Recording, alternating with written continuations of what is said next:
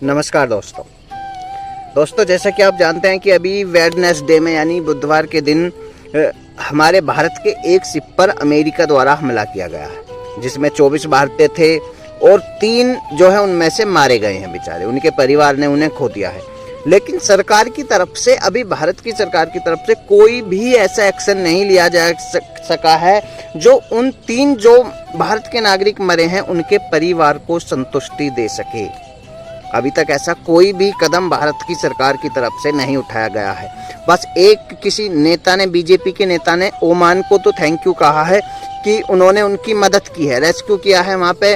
Oman के किसी army का जो कोई हेलीकॉप्टर है उसने जो है मदद की है वहाँ पे, उसको तो थैंक यू बोला है किसी बीजेपी के नेता ने, वरना कोई बड़ा एक्शन नहीं लिया गया है। अमेरिका की हर बात पर बीजेपी सरकार ने चुप्पी साधी हुई है।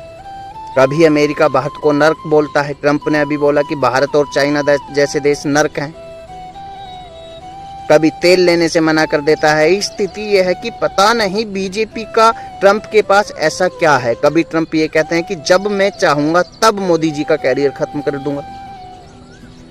भारत की जनता इतनी परेशान है कि कुछ कहा नहीं जा सकता। अपने देश के मुद्दों से भी परेशान है, जैसे बेरोजगारी हुई, शिक्षा हुआ, ये सब जो है इन मुद्दों से भी भारत परेशान है। और यदि कोई भी आके कुछ भी भारत को बोल दे रहा है उस पर भी बीजेपी सरकार चुप है। पता नहीं मोदी जी का क्या है ट्रंप के पास कि वो कुछ भी बोल देता है भारत को। अभी ट्रंप ने बोला था कुछ दिन पहले अपने एक बयान में कि जब मैं चाहूं मोदी जी का कैरियर खराब कर सकता हूं, उनका कैरियर खत्म कर सकता हूं। पता नहीं क्या है मोदी जी का ट्रंप के पास कि वो उनकी हर बात मानते हैं, कुछ भी उनके खिलाफ बोलने को तैयार नहीं हैं। अभी इजराइल के जो प्रधानमंत्री हैं नेतन्याहू, उन्होंने कहा है कि मोदी जी की अय्याशी के जो परिणाम है वो भारत की जनता को नहीं मिलना चाहिए।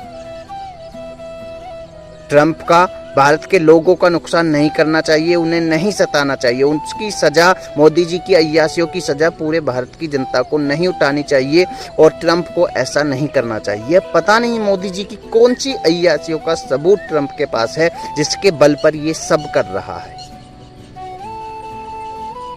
भारत बहुत बुरी स्थिति से गुजर रहा है। आर्थिक संकट भारत के सर पर है, लोग मर रहे हैं। 3 वो बेचारे जिनके परिवार ने उन्हें खो दिया है, अभी तक डेड बॉडी भी उनकी नहीं पहुंची है। मोदी जी का कोई इस पर बयान अभी तक नहीं आया है। देश में अपराध रोज बढ़ते जा रहे हैं, पता नहीं। और 80% लोग हैं जो चाहते हैं कि बीजेपी अब सत्ता में ना रहे, फिर भी हर जगह बीजेपी जीतती है। ईवीएम को आग लगा दी जाती है। शिक्षा पर पेपर लीक पर सवाल उठते हैं तो शिक्षा मंत्रालय के ऑफिस में आग लगा दी जाती है। ये देश की स्थिति है, यानी कि देश की सब चीजों को कंट्रोल कर लिया गया है।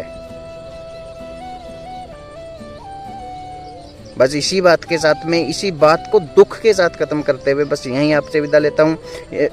कमेंट में आप अपनी राय भी जरूर बताएं। जय हिंद दोस्तों।